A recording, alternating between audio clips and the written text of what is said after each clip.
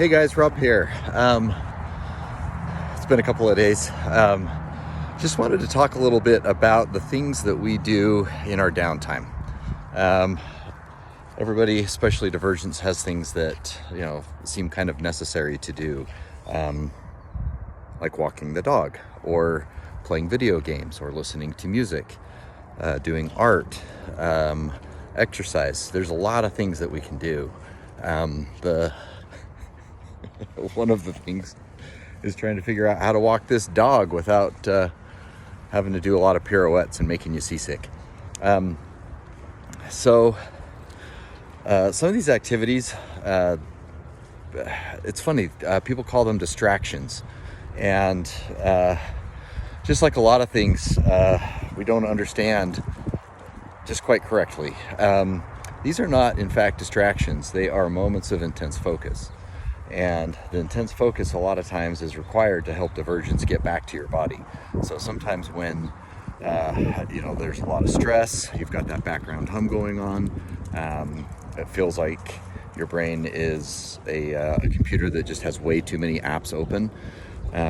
Sometimes doing these self-soothing activities, whether it's playing an instrument or listening to music or exercise, that's mine, and video games, also mine, and music, mine. So these are probably why there are things that are being mentioned.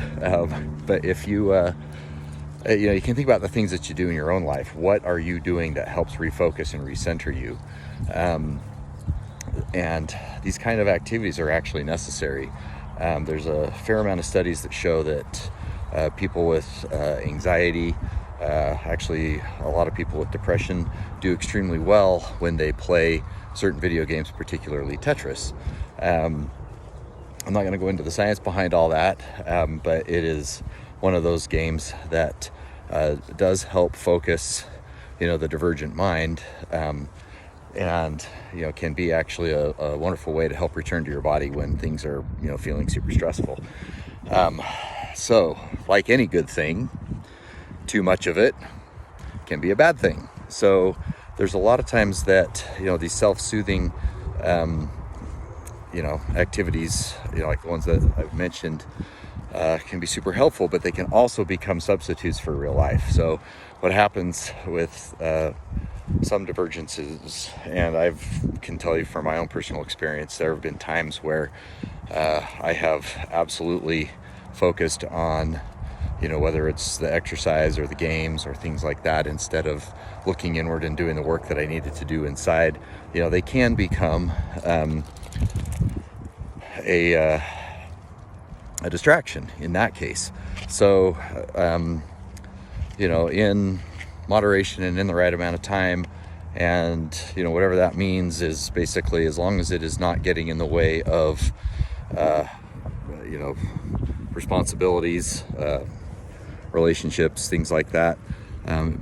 Those types of activities can be really helpful, but they also can be done very much to excess. Communication about it is key. If you have friends or are in a relationship with someone who, whether they're divergent or not, it doesn't really matter. All you need to do is just communicate, hey, this is a need, and you set a specific amount of time to take care of it, and then just make sure that things aren't in excess. I believe that's called doing the work, and also not delaying or putting off the things that need to be done in your own life, and it can be an awesome thing. So keep up the good work. Just identify and recognize what it is that you are doing and why it is that you are doing it. And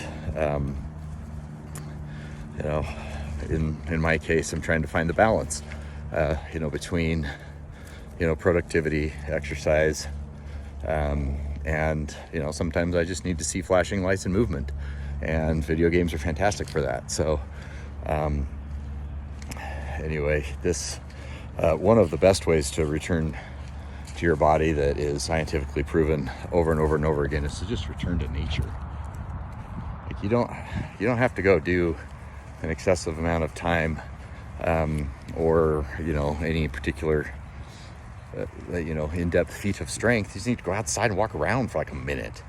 It does not take a whole lot of time to, take a deep breath, recharge, and, get back to your body after, there's been those, stimuli that kind of knock the axis off just a tiny bit, So anyway, hope this helps, and I will see you tomorrow.